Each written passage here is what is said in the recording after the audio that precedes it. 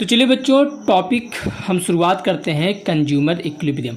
इससे पहले मैंने कंज्यूमर इक्विलिब्रियम का जो कॉन्सेप्ट है यानी जो बेस है वो मैंने आपको बता दिया है। तो इस वीडियो को आप ज़रूर देखिएगा। इस वीडियो के एंड स्क्रीन में आपको वीडियो मिल जाएगा और प्लेलिस्ट में आपको पूरा वीडियो सीक्वेंस मिल जाएगा। और यहाँ पे मैं कंज्यूमर इक्विलिब्रियम का सेकेंड लेक्चर अपलोड करने जा रहा हूँ, ठीक है। चलिए, तो अगर इस कॉन्सेप्ट को समझना है आपको कंज्यूमर इक्विलिब्रियम का, तो पहला वीडियो आप लोग जरूर देखिएगा। मैंने आपको क्या बताया था कंज्यूमर इक्विलिब्रियम का, कि दो इकोनॉमिस्ट थे और वो जो इकोनॉमिस्ट थे जिसमें एक मार्शल साहब थे और दूसरे जो जे.आर. हिक्स और एलन थे। तो पूरी जो कंज्यूमर इक्विलिब्रियम का कॉन्सेप्ट है, इन्हीं दोनों इकोनॉमिस्ट का जो कॉन्सेप्ट इसी को समझना है। तो मार्शल साहब का जो अप्रोच है उसको क्या बोला गया था? उसको बोला गया था कार्डिनल अप्रोच। क्या बोला गया था? कार्डिनल अप्रोच, ठीक है। तो हम यहाँ पे लिख देते हैं, ये हमारा है कार्डिनल अप्रोच, ठीक है। चलिए, और कार्डिनल अप्रोच का मतलब क्या होता है? कि कार्डिनल अप्रोच का मतलब होता है कि यूटिलिटी, इसमें जो यूटिलिटी होती है, यानी जैसे हम कोई भी चीज़ खाते हैं तो हमें क्या मिलता है? मज़ा मिलता है। तो मार्शल साहब ने उस मज़े को किस नाम से इंडिकेट किया? यूटिलिटी। उन्होंने कहा हम इसको इकोनॉमिक्स में यूटिलिटी बोलेंगे। और जो उन्होंने बताया कि utility can be measured in terms of number. उन्होंने क्या बताया? कि it can be measured in terms of number, मतलब हम इसको जो है नंबर में क्या कर सकते हैं? मेजर कर सकते हैं। तो इसी को बोला जाएगा कार्डिनल अप्रोच, यानी कोई भी वैल्यू अगर नंबर में मेजर किया जाएगा तो कार्डिनल अप्रोच। तो हम यहाँ पे पूरी तरीके से ये जो कार्डिनल अप्रोच पढ़ रहे हैं, ये किसका दृष्टिकोण है या किसका थ्योरी है? वो मार्शल साहब की है। तो इस चीज़ को ध्यान दीजिएगा। यानी आज की वीडियो में हम पूरी तरीके से किसका पढ़ेंगे? मार्शल का अप्रोच पढ़ेंगे, यानी इनको जो कार्डिनल अप्रोच दिया, ठीक है। चलिए, तो मार्शल साहब की हम बात कर लेते हैं। शुरुआत करते हैं। सबसे पहले इन्होंने क्या बताया? हमने आपको बताया था कि जब हम कोई चीज़ खाते हैं तो उसके खाने से हमें क्या मिलता है? हमें मज़ा मिलता है। और उस मज़े को इन्होंने बताया कि उस मज़े को इन्होंने यूटिलिटी बताया, ठीक है।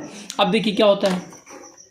अब सबसे पहले हम पढ़ेंगे utility, the concept of utility, ठीक है। हम यहाँ पे कॉन्सेप्ट ऑफ यूटिलिटी को समझते हैं कि यूटिलिटी है क्या। तो भैया, जब भी यूटिलिटी की बात आती है तो हम कह सकते हैं it is a want satisfying power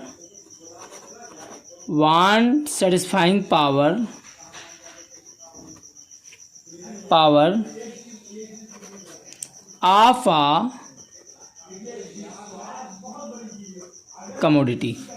यानी यूटिलिटी क्या होगा? It is a want satisfying power of a commodity. यानी किसी भी वस्तु की, किसी भी कमोडिटी को जिसको हम कंज्यूम करते हैं, उसमें क्या होता है? हमारी आवश्यकताओं को संतुष्ट करने की जो पावर होती है। यानी जो भी कंजप्शन हम करते हैं, जो भी गुड्स को कंज्यूम करते हैं, उसमें ऐसी पावर जो हमारी सेटिस्फैक्शन को क्या कर दे? मतलब हमारे जो अंदर की आवश्यकता होती है, जो वांट होती है, उसको सेटिस्फाई कर दे। तो उसी पावर को हम लोग क्या बोलते हैं? यूटिलिटी बोलते हैं, ठीक है। जैसे हम साइकिल चलाते हैं तो साइकिल चलाने में भी हमें मज़ा आता है। बचपन में हम साइकिल चलाते थे ना, शौक से चलाते थे, सीखते थे, तो उसमें हमें मज़ा मिलता था। तो उस मज़े को हम यूटिलिटी बोलते हैं। अभी कोई काम करो, एक नशेड़ी व्यक्ति अगर जो है, चाहे जो भी हो, नशा करता है तो उसको भी उसमें मज़ा मिलता है, तो उसमें भी उसके लिए यूटिलिटी पाई जाएगी। हम लोग अगर पिज्ज़ा खाते हैं, बर्गर खाते हैं, तो उसमें हमें जो मज़ा मिलता है उसी को यूटिलिटी बोलेंगे। तो जाहिर सी बात है, उस वस्तु में कोई ना कोई पावर होती है जो हमारी आवश्यकताओं को क्या कर दे? सेटिस्फाई कर दे, ठीक है। चलिए, यहाँ तो यूटिलिटी की बात समझ में आ गई। अब हम शुरुआत करते हैं। जो हमारा अगला कॉन्सेप्ट है वो है मार्जिनल यूटिलिटी। क्या है? Marginal utility. तो बच्चों, अब हम पढ़ेंगे मार्जिनल यूटिलिटी। अब ये क्या है? तो समझिएगा, जो मार्जिनल यूटिलिटी है इसका मतलब क्या होता है, ठीक है। देखिए, मार्जिनल यूटिलिटी, ये जो इसको हम बोलेंगे लॉ ऑफ, इसको मैं अभी बताऊंगा मार्जिनल यूटिलिटी क्या है, लेकिन सबसे पहले हम यहाँ पे समझेंगे law of diminishing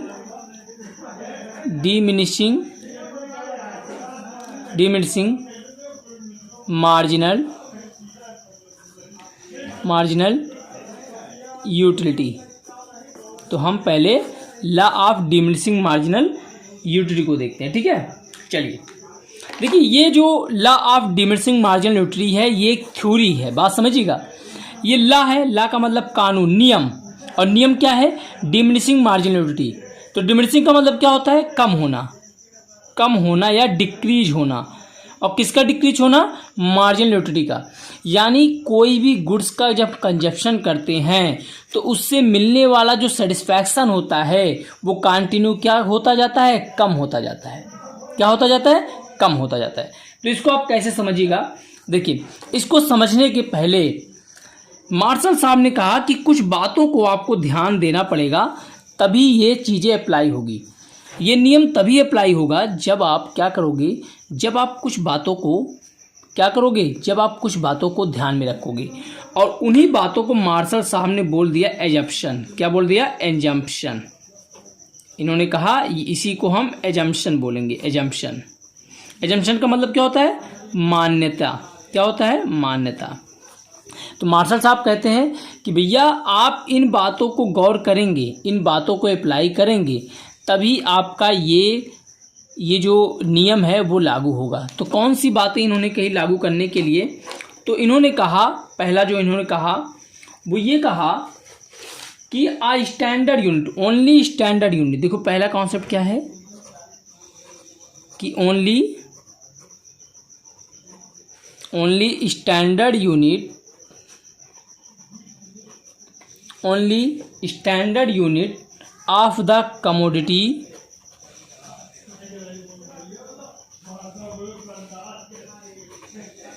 of the commodity is a continuous, is a continuous। इसका मतलब क्या, मैं आपको समझा देता हूँ। पहले 3 एजम्पशन इन्होंने कुल माने, और दूसरा इन्होंने कहा कि consumption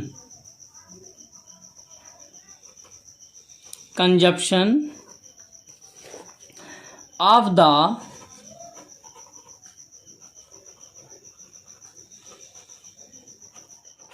consumption of the commodity is continuous, is a continuous. और तीसरा जो इन्होंने बताया वो ये बताया कि नो चेंज, इन्होंने कहा no change, no change in quality of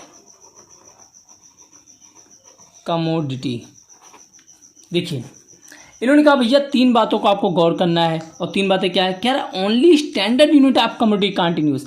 यानी आप कोई भी गुड्स का कंजप्शन अगर करेंगे तो वो एक स्टैंडर्ड यूनिट में होना चाहिए। इसका मतलब अगर आप पानी का गिलास पी रहे हैं तो पानी का गिलास एक गिलास करके, एक गिलास करके पीना है आपको। ऐसा नहीं कि आप 1 चम्मच पानी पिए फिर अगला चम्मच पानी पिए, चम्मच से नहीं, जो स्टैंडर्ड यूनिट होता है ना, उससे आपको क्या करना है, कंजप्शन करना है। जैसे बर्गर आपका खाना है, बर्गर आपको खाना है तो 1 बर्गर खाइए, एक बर्गर करके खाइए। ऐसा नहीं है कि एक ही बर्गर को आप थोड़ा थोड़ा टुकड़ा करके उसको दिन भर खाते रहिए, छोटा छोटा निकाल, ऐसा नहीं करना है।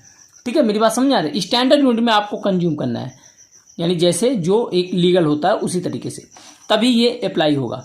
ठीक है। दूसरा इन्होंने कहा कि कंजप्शन ऑफ कमोडिटी कंटिन्यूस, कोई भी गुड्स का कंजप्शन करिए तो वो कंटिन्यूस हो। कंटिन्यूस मतलब लगातार हो।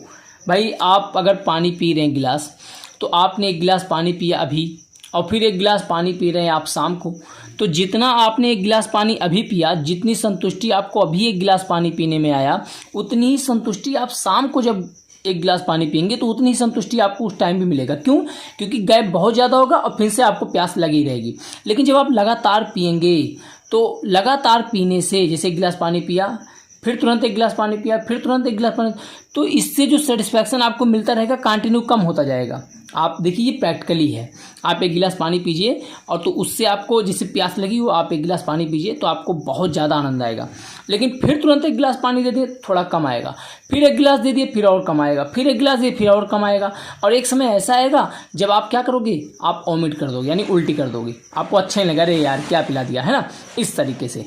तो इन्होंने कहा कंजप्शन ऑफ कमोडिटीज कंटिन्यूअस, रुक रुक कर नहीं होना चाहिए भैया, क्योंकि रुक रुक कर पियेंगे तो ये नियम लागू ही नहीं होगा। और तीसरी इन्होंने जो बात कही वो इन्होंने कहा no change in quality of commodity. अब ये कैसे भाई, जैसे क्वालिटी मतलब कमोडिटी की क्वालिटी में चेंज नहीं होना चाहिए। जैसे मान लो एक गिलास पानी आपको दे दिया गया, आप पी लिए, तो एक गिलास पानी इस बार देगा, अगली बार जब आपको एक गिलास पानी दिया गया तो हो सकता है वो पानी ना बल्कि उसमें क्या कर दिया जाए, गंदा पानी आपको दे दिया जाए। तो गंदा पानी दे दिया जाए तो क्या होगा, आप तुरंत उसको फेंक देंगे, आप जैसे मुंह में डालेंगे तुरंत वॉमिट कर देंगे। तो ये चीज़ नहीं होना चाहिए, है ना, यानी क्वालिटी में कोई चेंज नहीं होना चाहिए। बात समझा गई। तो इन्होंने कहा अगर हम इन 3 बातों को अप्लाई करें तो हमारा ये जो नियम है वो लागू हो जाएगा, लॉ ऑफ डिमिनिशिंग मार्जिनलिटी।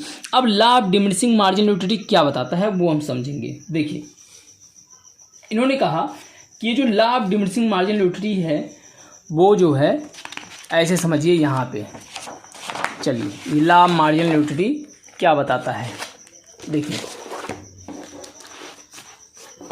मान लीजिए आपके सामने मैं नंबर ऑफ पिज्ज़ा मैं लिख देता हूँ यहाँ पे, नंबर ऑफ पिज्ज़ा, ठीक है, और यहाँ पे लिख देता हूँ यूटिलिटी। इसी यूटिलिटी को हम बोल देंगे मार्जिनल यूटिलिटी यानी MU, ठीक है, ऐसे लिखते हैं। देखिए होता क्या है, हमने आपको बताया कि जो मार्शल साहब थे इन्होंने कहा कि कोई चीज़ हम कंज्यूम करते हैं तो उससे मिलने वाला जो मज़ा होता है यानी जो यूटिलिटी होती है उसको हम नंबर में मेजर कर सकते हैं। नंबर में कैसे भाई, नंबर कोई भी नंबर मतलब एक एज्यूम कर लेते हैं, जैसे मान लीजिए आपको पहला पिज़्ज़ा खिलाया गया, एक पिज़्ज़ा आपको खिलाया गया पहला पिज़्ज़ा, तो हो सकता है उससे मिलने वाला जो मज़ा है जो यूटिलिटी है वो आपको मिल गया हो 8 मिला। ये मैं अपने तरीके से एज्यूम कर रहा हूँ, ऐसा नहीं कि यही होगा, कोई भी नंबर मान लीजिए आप। लेकिन जैसे ही आपको तुरंत दूसरा यूनिट आपको पिज़्ज़ा खिलाया गया तुरंत आपको क्या उतना ही मिलेगा, नहीं, अब आपको थोड़ा कम मिलेगा, अरे यार पेट भरा भरा सा लग रहा है, चलो ठीक है। अब तीसरा यूनिट आपको दिया गया तो अब आपको हो सकता है कम मिले, 4 मिलेगा, यानी कंटिन्यू आपकी मार्जिनलिटी क्या होगी, कम होगी। चौथा यूनिट दिया गया तो इस बार 2 होगा, फिर 5वां यूनिट दिया गया तो इस बार 0 होगा। और एक समय आएगा जब हम आपको फिर ज़बरदस्ती खिला दें, आपका पेट भर गया और जैसे हमने आपको खिलाया तो अब हो सकता है आपको निगेटिव मिले, निगेटिव मतलब माइनस, यानी एक ऐसा समय जब आपकी संतुष्टि एकदम क्या हो, अब आप क्या होगा, अब उसको आप मुंह से क्या कर दोगे, उलट दोगे। तो इस कंडीशन को हम बोलेंगे निगेटिव पॉइंट, यानी अब ये निगेटिव होता जा रहा है। तो इसी को हम क्या बोलते हैं, ये हमारा जो कंटिन्यू मिल रहा है, ये जो यूटिलिटी मिल रही है, इसी को मार्जिनल यूटिलिटी बोल रहे हैं। आप देखिए कि मार्जिनल यूटिलिटी कंटिन्यू क्या हो रही है, कम हो रही है, क्या हो रही है, कम हो रही है। ये पूरी तरीके से प्रैक्टिकल है, ये पूरी तरीके से प्रैक्टिकल है, आप कभी भी अंदाजिए। अब देखिए इसमें एजप्शन उन्होंने क्या कहा कि भैया लेकिन क्या हो, कंटिन्यू कंजप्शन हो, आप कोई चीज़ खाइए कंटिन्यू खाइए और स्टैंडर्ड यूनिट में खाइए। ऐसा नहीं है कि पिज्ज़ा एक खाएं फिर अगली बार आधा कर दीजिए, फिर उससे आधा, फिर उससे, ऐसा नहीं होना चाहिए। और तीसरी बात, क्वालिटी में कोई चेंज नहीं होना चाहिए। तो ऐसा होता है, ऐसा होता है, ठीक है। और फिर उन्होंने कहा कि ये जो 0 वाला पॉइंट है, इस 0 वाले पॉइंट को उन्होंने बोल दिया ये पॉइंट ऑफ सैचुरेशन, उन्होंने इसको पॉइंट ऑफ सैचुरेशन या सैटिटी ये बोल दिया गया। ये सैचुरेशन मतलब कि ये आपका सेटिस्फैक्शन पॉइंट है, जहाँ पे आपको पूरी संतुष्टि आपको मिल गई है। यानी जब आपको कोई कम्युनिटी खाने पे 0 सेटिस्फैक्शन मिले तो जान लो आप पूरी तरीके से क्या हो गए, संतुष्टि हो गई, और इसी को बोलते हैं पॉइंट ऑफ सैचुरेशन। बात समझ आ गई, ठीक है। तो चलिए यहाँ पे ये हो गया। तो लॉ ऑफ मार्जिनलिटी आपको क्या बतलाता है, तो हम यहाँ पे लिखेंगे, यहाँ पे मैं लिख देता हूँ कि लॉ ऑफ मार्जिनलिटी का मतलब क्या हो गया, मैं लिखूँगा इट स्टेट्स यानी ये दर्शाता है, और क्या दर्शाता है, that more and more units of commodity, more and more units of a commodity are consumed,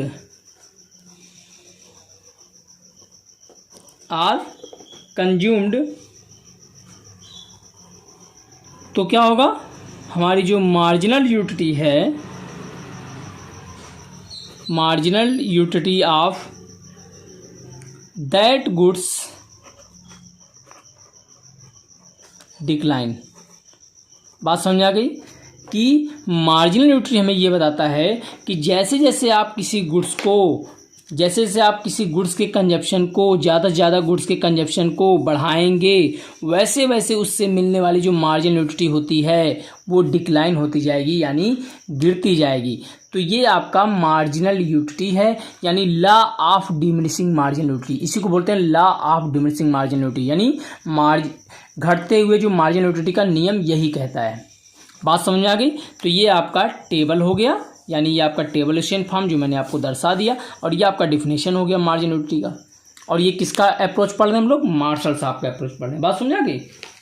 चलिए, अब जब इन्होंने इतनी बात कह दी, अब क्या होता है, अब देखिए, अब यहाँ पे हम सीधे आपको क्या बनाएंगे, यहाँ पे मैं आपको यहाँ पे सीधे जो है, अब इसी को हम प्लॉटिंग करते हैं ग्राफ पर, ठीक है, इसी को हम ग्राफ पर प्लॉटिंग कर देते हैं। चलिए, तो हम यहाँ पे लिख देते हैं पहले, देखिए, अब इसी को प्लॉटिंग करना है, इसी को आपको प्लॉटिंग करना है। प्लॉटिंग कैसे करना है, देखिए, ये मैंने आपको यहाँ पे क्या किया, चलिए मैं आप ऐसे कर देता हूँ, देखिए मैंने इसको ऐसे कर दिया, ठीक है, बस ऐसे कर देते हैं। ये हमें पता है जब हम प्लॉटिंग करते हैं, जब हम ग्राफ बनाते हैं, तो नीचे एक्स हॉरिजॉन्टल लाइन जो होता है इसको एक्स से रिप्रेजेंट करते हैं, और ये वाई से रिप्रेजेंट करते हैं। यहाँ पे हम क्या लिखते हैं, ओ, यानी ओरिजिन पॉइंट यही होता है, या जीरो इसको मान चलते हैं। बात समझ आ गई।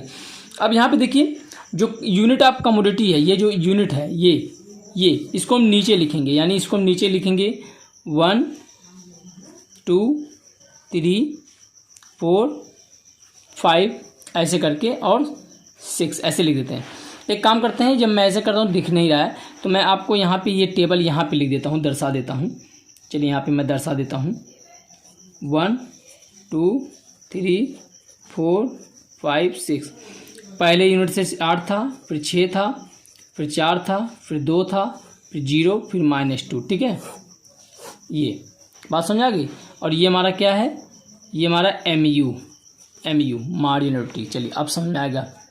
देखिए, तो ये x हो गया। ये अब हम प्लॉटिंग करते हैं। तो देखिए, पहला यूनिट हमने किया, यहाँ पे मैं ऐसे कर देता हूँ 2 4 6 8 10। देखिए, पहले यूनिट से हमें कितना मिला, यूटिलिटी 8, तो पहला यूनिट से हमें 8 मिला, यानी हम यहाँ पे इसको रिप्रेजेंट कर देते हैं, ठीक है, यहाँ से रिप्रेजेंट कर देते हैं। दूसरे यूनिट से कितना मिला, 6, दूसरे यूनिट से 6, यानी हम इसको यहाँ पर रिप्रेजेंट करते हैं। तीसरे यूनिट से 4, तो तीसरे यूनिट से 4 यहाँ पर रिप्रेजेंट कर देते हैं। और चौथे यूनिट से 2, तो चौथा यहाँ है, 2 यहाँ है, यहाँ पर रिप्रेजेंट करते हैं। पाँचवें पे 0, तो पाँचवां पे यहाँ पे 0, मतलब यहाँ पे आ जाएगा बिल्कुल, ठीक है ये। और छठवें पे -2, तो -2 नीचे आएगा, देखिए -2 यहाँ आएगा, यहाँ पे, तो ये यहाँ हो जाएगा। अब इसको जब प्लॉटिंग करेंगे तो देखेंगे आप ऐसे कुछ तरीके से, इस तरीके से आ रहा है, देखिए ये इस तरीके से आ रहा है, ठीक है, ऐसे, ये देखिए, ये आपका मार्जिनल यूटिलिटी का ये ग्राफ है। तो मार्जिनल यूटिलिटी का ग्राफ क्या शो कर रहा है, मार्जिनल यूटिलिटी का ग्राफ शो कर रहा है कि जैसे जैसे हम किसी कमोडिटी को कंजप्शन बढ़ाते हैं, इसी कमोडिटी कंजप्शन बढ़ाते हैं, वैसे वैसे MU हमारा क्या हो रहा है, फॉल हो रहा है। तो इसमें आपको 3 कंडीशन आपको देखने को मिलता है। कितने कंडीशन, 3 कंडीशन। और ये 3 कंडीशन आपको कौन कौन सा देखने को मिलता है, देखिए, पहला है, यहाँ पे लिख देता हूँ मैं, पहला कंडीशन है, पहला कंडीशन MU फॉल्स, MU क्या हो रहा है, गिर रहा है। बात समझ आ गई। और दूसरा कंडीशन क्या है, दूसरा हमें क्या देखने को मिलता है, 0 हो जाता है। एक ये है, पहला कंडीशन ये हो गया, दूसरा कंडीशन ये हो गया जब MU 0 हो गया, और तीसरा कंडीशन जब MU निगेटिव हो गया। दूसरा क्या हो रहा है, MU इज 0, MU बराबर 0, ठीक है। और तीसरा क्या है, तीसरा आपका है MU बराबर निगेटिव। तो ये 3 कंडीशन हमको देखने को मिल गया, ठीक है। चलिए, अब यहाँ पे हम जो नेक्स्ट कॉन्सेप्ट पढ़ते हैं वो हमारा होता है TU। क्या होता है, TU। तो चलिए हम अगला पढ़ते हैं यहाँ पे TU यानी इसको बोलते हैं टोटल यूटिलिटी, टोटल यूटिलिटी। तो टोटल यूटिलिटी क्या होता है, तो हम लिखेंगे it is the sum of the marginal utility, यानी जितनी भी मार्जिनल यूटिलिटी मिला है उसको अगर जोड़ दें, सम मतलब जोड़ होता है, जितनी भी मार्जिनल यूटिलिटी मिला है उसको अगर जोड़ दें, जैसे TU बराबर क्या हो जाएगा, MUN plus MU2 plus MU3 plus MU4 dot dot dot ऐसे करके, यानी टोटल यूटिलिटी करके क्या होगा कि पहले गुड से जो हमें मार्जिन यूटिलिटी मिला, दूसरे गुड से जो मार्जिन यूटिलिटी मिला, तीसरे गुड से जो यूटिलिटी मिला, चौथे गुड, सब कुछ जोड़ दो। तो यानी TU बराबर, अब इस जोड़ने को हम सिग्मा से रिप्रेजेंट करते हैं, किससे रिप्रेजेंट करते हैं, सिग्मा से। सिग्मा क्या हो जाएगा, MU। ये हो गया हमारा TU का फार्मूला। बात समझ आ गई। तो TU आपको समझ में आ गया, MU समझ में आ गया। अब यहाँ पे जो आपको कॉन्सेप्ट समझना है वो ये डायग्राम का समझना है, ठीक है। देखिए मार्जिनल का हमने समझ लिया कि ये कंटिन्यू क्या करता है, डिक्रीज करता है, और एक समय ऐसा आता है जब वो जीरो हो जाता है, जिसको हम क्या बोलेंगे, जिसको हम बोलेंगे पॉइंट ऑफ सैचुरेशन, और फिर एक समय आता है निगेटिव हो जाता है। अब TU देखिए, TU में यहाँ पे अब एक डायग्राम और बनाता हूँ, यहाँ पे TU का, मैं यहाँ पे TU का भी टेबल यहाँ पे ड्रा कर देता हूँ। तो TU का टेबल क्या शो करेगा कि पहले में 8 मिला था तो टोटल यूटिलिटी भी कितना होगा, 8 होगा। भाई अगर पहले में मुझे मार्जिन यूटिलिटी 8 मिली थी तो टोटल यूटिलिटी भी 8 होगा। दूसरे में मार्जिन यूटिलिटी 6 था, पहले में 8, दोनों को जोड़ दो, दूसरे तो TU 14 हो जाएगा। तीसरे पे टोटल यूटिलिटी कितना हो जाएगा, 14 4 18 हो जाएगा। चौथे पे 18 2 20, पाँचवें पे 20 ही रहेगा, और छठवें पे 18 हो जाएगा। तो यहाँ पे हम जब बनाएंगे इसका TU का डायग्राम, तो देखिए पहले पे कितना है, 8 ही है। बात समझ आ गई, पहले पे 8 है, पहला है 8 ही है। दूसरे पे TU कितना है, दूसरे पे हो जाता है 14, तो यहाँ पे मैं इसके आगे बढ़ा दूंगा 12 14 16 ऐसे करके, ठीक है। तो दूसरे पे देखिए कितना हो जाता है, दूसरे पे हो जाता है 14, तो 14 मान चलिए यहाँ पे है, ठीक है। ऐसे करके हम देखिए यहाँ पे ऊपर नहीं ले जाते हम, 14। तीसरे पे 18, तो मान लीजिए 18 यहाँ है। चौथे पे 20, मान लीजिए 20 यहाँ है, 20 यहाँ है। अब पाँचवें पे कितना हो जाता है, फिर 20 हो जाएगा, तो पाँचवें पे क्या हो जाएगा, फिर 20 हो जाएगा, है ना, ये यहीं पे आएगा। और छठवें पे क्या हो जाएगा, छठवें पे 18, यानी अब डिक्रीज होगा। अब क्या होगा, डिक्रीज होगा। तो अगर मैं देखूँ तो यहाँ पे प्लॉटिंग को अगर मैं ऐसे यहाँ प्लॉटिंग करूँ तो आप देखेंगे कुछ इस तरीके से आपका TU का ग्राफ बन रहा है, ये ऐसे, ये देखिए, तो ये आपका TU का ग्राफ बन रहा है। तो TU में हमें क्या देखने को मिल रहा है, तो 3 कंडीशन इसमें भी देखने को मिलता है। क्या मिल रहा है कि जब MU फॉल्स होता है, जब MU गिर रहा है पहली कंडीशन में, तो उस समय TU हमारा बढ़ रहा है, यानी MU फॉल्स तो TU इंक्रीजेज, ठीक है, इंक्रीजेज। जब MU फॉल्स होता है TU क्या कर रहा है, इंक्रीज हो रहा है। जब MU 0 है, यहाँ देखिए मैं इसको एक लाइन से यहाँ पे कर देता हूँ, ये ऐसे, ठीक है। देखिए अब जब MU 0 है, तो MU 0 है तो TU क्या हो गया, TU एकदम मैक्सिमम पे हो गया। देखिए जब MU 0 है तो TU हमारा पूरी तरीके से मैक्सिमम हो गया, यानी सबसे ज़्यादा यहीं पे TU मिलेगा, इसके बाद गिरेगा। तो MU 0 तो TU क्या हो गया, TU इज मैक्सिमम पॉइंट, यानी वहाँ पे TU अपने अधिकतम पॉइंट पे पहुँच जाएगा। और जब MU निगेटिव होगा तो TU क्या होगा, TU फॉल्स होगा। बात समझ आ गई। तो TU MU में पूरी तरीके से क्या है, अपोजिट है। जब MU फॉल्स होता है तो TU हमारा इंक्रीज कर रहा है, जब MU 0 होता है तो TU अपने सबसे ज़्यादा पॉइंट पे होता है, और जब MU निगेटिव होता है तो TU तब जाके गिरता है। बात समझ आ गई। चलिए, तो ये कॉन्सेप्ट आपको पूरी तरीके से समझ में आ गया, ठीक है। मैंने आपको ये पूरा बताया। तो अगर जब भी एग्जाम में आएगा तो आपको क्या करना है, सबसे पहले डेफिनेशन लिखना है, फिर आपको एजम्पशन लिखना है, फिर आपको ये टेबल बनाना है, और टेबल के बाद आपको ऐसे प्लॉटिंग कर देना है, जिसके बाद आपको पूरी तरीके से 6 नंबर मिल जाएंगे, अगर 6 नंबर का आता है, ठीक है। और आपको कुछ नहीं करना है। तो ये एग्ज़ाम में पूरी तरीके से यही आपका बेस है और यही आपका एग्ज़ाम में ऐसे ही आएगा। ठीक है, आई होप कि ये चीज़ें आपको समझ में आ गई होंगी। तो देखिए पूरी तरीके से प्रैक्टिकली है ना। तो ये टॉपिक हम पढ़ रहे हैं मार्शल अप्रोच, जिसको हम मार्शल अप्रोच को हम कार्डिनल अप्रोच के नाम से भी जानेंगे। ठीक है, बातें समझ में आ गई। तो ये हमारा यहाँ पे लेक्चर, इसको हम समाप्त करते हैं। अगले लेक्चर में हम इससे आगे टॉपिक को कवर करेंगे। तो वीडियो को आप, बाकी वीडियो आप हमारे प्लेलिस्ट में ज़रूर जाके देखिएगा। और अगर आपको ये वीडियो आपके लिए हेल्पफुल है तो इसको शेयर ज़रूर कीजिएगा, जो आपके ग्रुप में है, जो 12th का क्लास इकोनॉमिक्स पढ़ रहे हैं, तो उसको उनको शेयर ज़रूर कीजिएगा। ठीक, ओके। तो इस वीडियो को पूरा देखिएगा। Thank you.